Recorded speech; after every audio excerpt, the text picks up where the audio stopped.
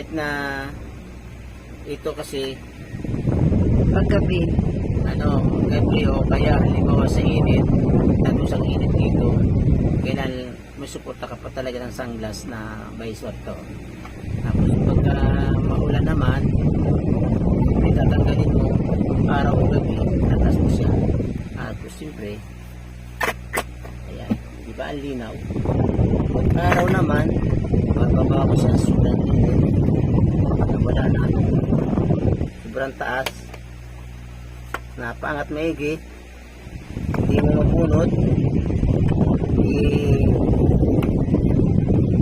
Yan ngayon, ang problema, bubunutin mo pa siya. Kasi wala siyang siyempre, hindi man pwedeng lagyan ng yan. Matama sa mata mo. Ito. Tapos, ayan. Yan, sa araw. Okay?